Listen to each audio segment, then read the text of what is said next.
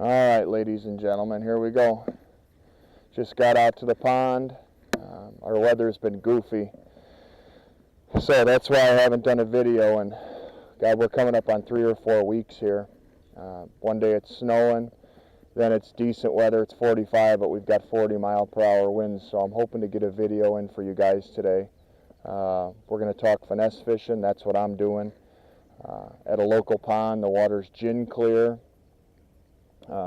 Not super windy out, which has been the change. It's supposed to reach 60 degrees today, so got a few spinning rods with me and a jerk bait. Right now I have a Neko rig on, 6.6 medium power, fast action St. Croix. Got 15-pound Suffix 832 braid to 7-pound Sunline Sniper. I've got a 32nd ounce weight in my Neko rig with a number 2 VMC Neko hook. I've got it through an O-ring, and I've got the TRD, the little guy from Z-Man. I'm not a huge fan, but I like them for a technique such as this because you don't lose the baits, they don't slip off the hook, and the O-rings just back up. So we're finesse fishing, clear water, light tackle, but first and foremost, we're fishing an area. This is the northwest corner. It's the biggest spawning flat on the pond, and this is a pretty good sized pond. It's several acres. Grass is the primary cover. We've got some riprap on the bank, but not a whole lot. I can still see the beds from last year all through here. If I draw a line straight across here, this is all 1 foot to 2 foot, and then it tapers off, and right about there is where it drops off to about 6 or 7 feet, and then the grass is also on that edge. So outside of that is where they winter.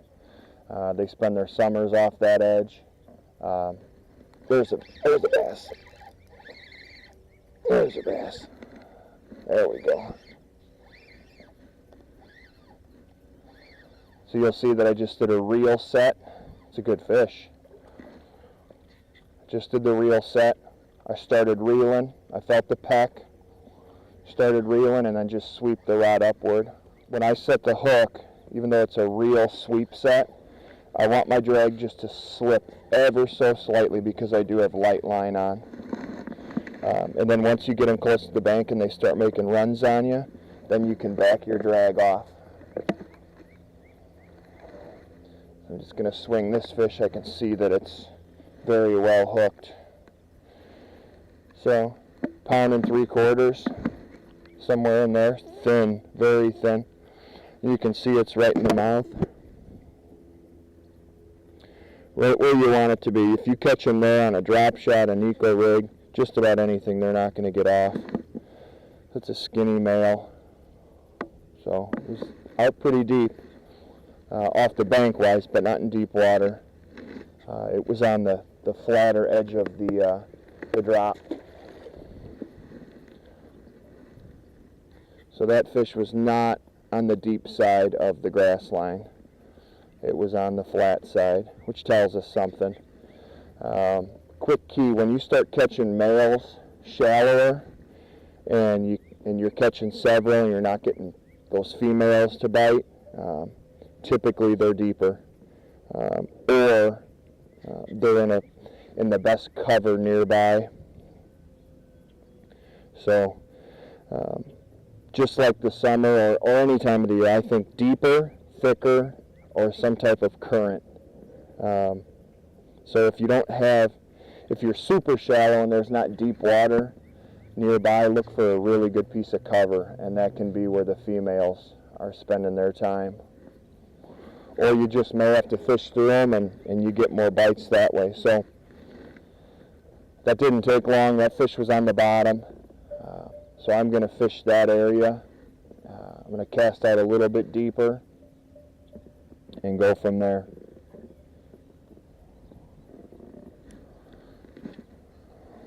for a little bit longer cast. I'm closing my bail right away because I don't want the wind to grab my line and throw a bow into it. So my line is taut. Just a little jiggle, leave it sit. I'm watching my line too. If you don't feel it, sometimes you'll be able to see it, which is why I like yellow braid. So I'm going to be switching very shortly here. Just don't have it on this reel. So, and I will fish this close back, as close to the bank as I need to, because I can see out in front of me about 10-12 feet off the bank. There's no fish. So once I get it in my visual range, I'm going to reel it up and make another cast out deep, because there's no point in wasting my time fishing where I can see there are no bass. And now that I got bit well off the bank, I'm going to focus my efforts there for now, and until I can establish that or something better. That may have just been a stray fish, which can lead you in the wrong direction too. But something tells me that's where I expected to get bit, because that's the tapering area, and then it drops off. This bank here has a sharper drop than does that west bank over there, so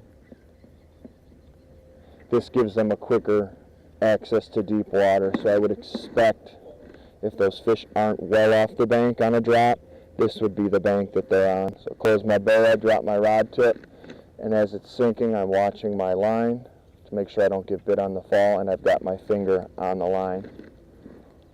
It's on the bottom. Now I've got the finger on the blank, like this. All my fingers are in front of the reel. For being 6'4", I've got small hands. So,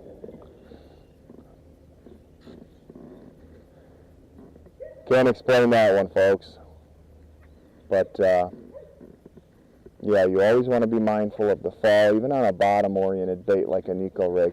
If you get bit on the fall and it's a 5-pounder, that can tell us something. I'd rather switch to something that has a slower sink, whether it's a finesse jig or a Senko, and catch 5-pounders and not ignore what just happened, than think it was just a random bite and I continue to try and fish a bottom-oriented bait. So pay attention to what's happening as well as what's not happening. This wind died also, so that also tells me that I may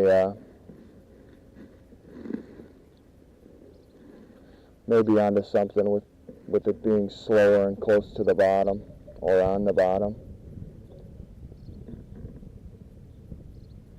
It's on the bottom.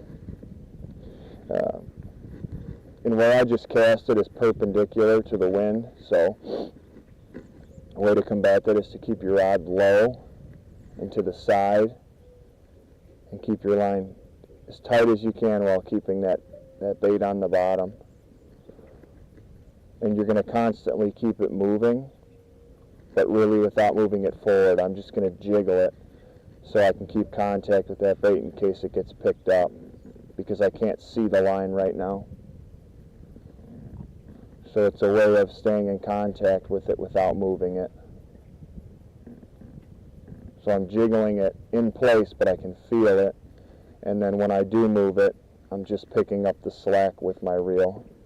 So if they are on that inside turn, just up onto the flat, going to that west bank is going to be a more efficient way to fish. I'll be able to see the line better, feel better. The wind's not going to put a bow in my line. I can keep the rod position how I prefer to keep it. But before I go back over there, I want to make some 45-degree casts. If you put your finger on braid, I don't care what bait you're fishing, how light it is, or how light the bite is. If you get bit on the way down, you're going to feel it if you have your finger on it. So rod tip's low. That was a 45-degree cast. The line's taut, just jiggling the bait along. The Neko rig the real power of it is how it falls. So even though I'm keeping it on the bottom, I'm picking it up so that it can glide back down, because that's what makes this bait what it is. So, and you don't have to move it very far. I just pick it up a little bit, you know, maybe 2 or 3 feet at a time is what it's moving, but it's coming a foot or two off the bottom and then gliding back down, versus your traditional wacky rig, which falls straight down. It has its motion on the edges, but this slides with a dead action. So it's a great cold water bait. It's a great pressure situation bait. It really doesn't do much, but it does slide. It's a great bait to skip under docks, under bushes. It's probably my favorite finesse bait. And honestly, I feel like the last few years, and I fish a drop shot a lot, don't get me wrong, I feel like it's probably outproduced the drop shot. I feel like it's just as effective, if not more. I wanted to make a parallel cast to this bank here because it does get steeper here. We're getting away from this big flat. We're on the sides of it, which if they're not committed to the flat, they can slide up onto this relatively quick. So I hold my spinning rods in my right hand and reel with my left, obviously. I like to keep my elbow at about 90 degrees. Let my arm be relaxed but hang tightly at my side, finger on the blank, and I like to keep my hand on top of the rod like this, because this is a more natural motion than anything like this. So it's not going to bother your wrist or give you any tendonitis, anything like that, especially in your elbow. So be mindful of how you hold both your spinning and your casting rods. So I want it to be a natural, balanced motion. You'll hear me say that a lot, balance. So that's what we're striving for. There's a bluegill peck on the way down. And that's why feeling what's going on, as well as being able to see my line now that the wind calmed down, I knew that wasn't anything that picked it up and swam off with it or still had it. So it's important, my point about the Neko rig gliding, it's important to know what the bait, why they bite it, and what makes it a better bait than another bait with what you're doing, with what you're trying to do. The drop shot's strength is that it looks like it's just floating in the water column. You know, whether that imitates something that's emerging and struggling to get to the surface, I don't know, but it's the fact that it just hangs there. That's what its strength is. Just stays in the bass's vision, which can intimidate them, and they bite it because they get annoyed, they bite it out of defense, or they bite it out of hunger. That really doesn't matter, but they bite it, and that's what its strength is. And the Neko rig's strength is the way it falls, whether it's on the initial cast through the whole water column, or it's as you're working the bait back. So you want to keep it close to the bottom, unless they're biting it, you know, as it's falling down. Then you're going to be looking for your bites on the fall. But make sure you're lifting the bait somewhat off the bottom so that it can glide back down and work its magic. Same thing with, you know, a wacky rig. The wacky rig's strength is on its fall because of the sides twitching and the way the bait bends. It looks like an inchworm inching itself along. So be mindful of that. You know, and you can modify each finesse presentation accordingly. The size of the bait, where you hook the bait, how much weight you use, if you use weight, things like that. Be mindful of that. You can modify the presentation accordingly. I I prefer to use the lightest weight possible. That's my preference. Make another cast here, and I have to switch out my battery, folks. And I also try and stand evenly on both feet, because you get to leaning when you're fishing, and that'll mess up your lower back, your hips, your knees. You'll get misaligned. So try and stand straight, shoulders back, but relaxed. Your arm in the correct position that we discussed, and it is a correct position. The body functions better that way. It's more natural. It's natural, not more natural, it's natural.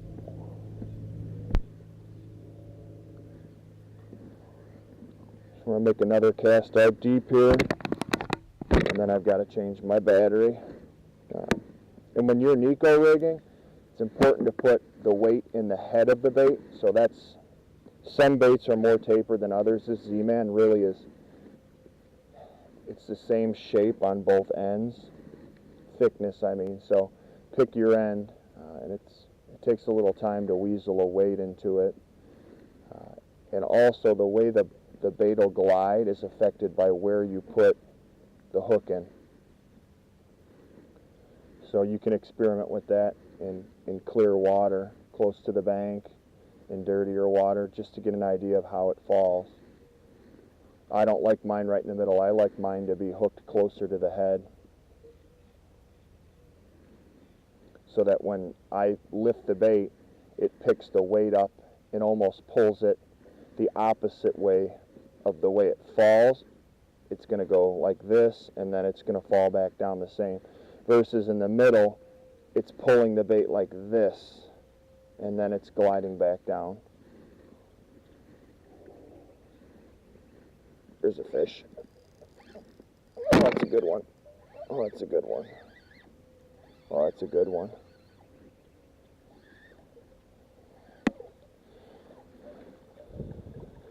Where I broke off my drop shot rig is where that fish was sitting on that tree branch.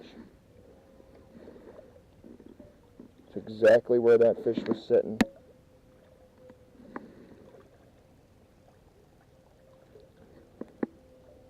So just keep your line tight. Keep tension on them. I've got my drag loosened enough here that this fish can do what it wants. Another skinny one, scarred up, but right in the top. Right on the top. Same spot. Just picked the bait up and didn't even move with it. Just picked it up off the bottom. And it was on the fall too. So I picked it up, it did its glide back down.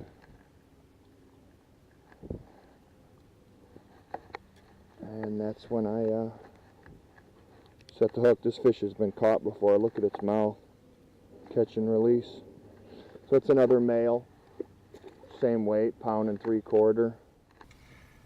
So the day is done.